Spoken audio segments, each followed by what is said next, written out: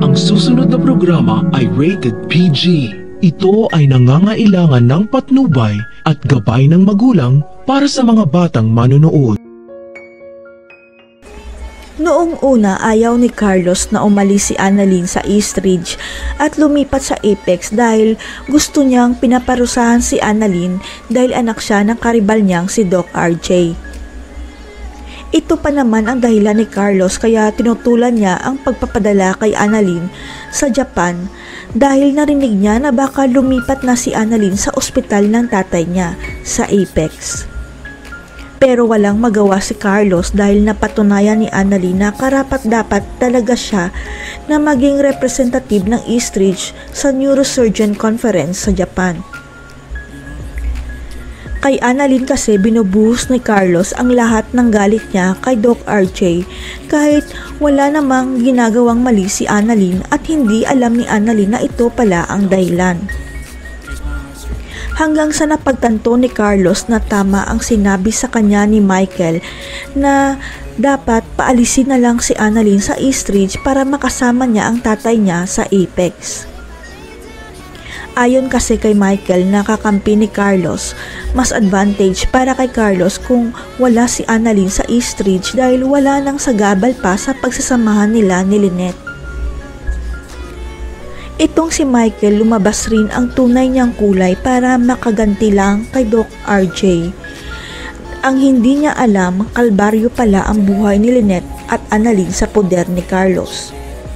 Sobrang kaba pa ni Carlos dahil muntik na magsumbong si Lynette kay Annalyn tungkol sa sugat niya sa braso, mabuti na lang at naabutan niya ang mag-ina.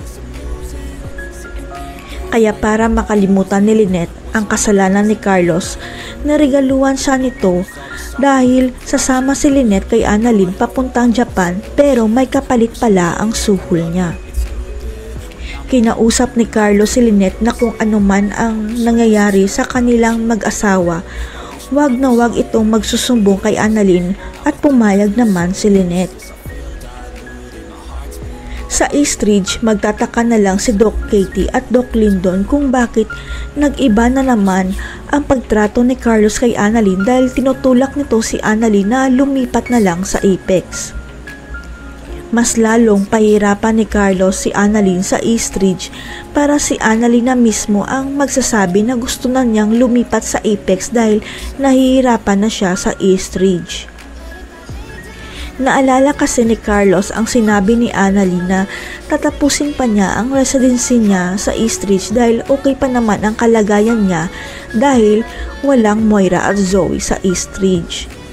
Pero dahil sa pagpapahirap ni Carlos kay Annalyn, tatanggapin na lang ni Annalyn ang alok sa kanya ng tatay RJ niya na bumalik sa Apex dahil sila naman ang may-ari nito. Kaya nang malaman ni Doc Lyndon na plano pala ni Carlos na pahirapan si Annalyn para lumipat ito sa Apex dahil sa kasakiman niya, kailangan ng turuan ng leksyon si Carlos. Dahil ang hindi alam ng lahat, alam pala ni Doc Lyndon na si Annalyn ang tagapagmana ng Eastridge at siya ang nagbabantay kay Annalyn, kaya magsusumbong siya sa may-ari. Lilipat na kaya si Annalyn sa Apex at magkakasama silang tatlo ni Justine at Zoe? O mapipigilan ang paglipat ni Annalyn sa Apex dahil makikilala na niya ang lola niya? Abangan.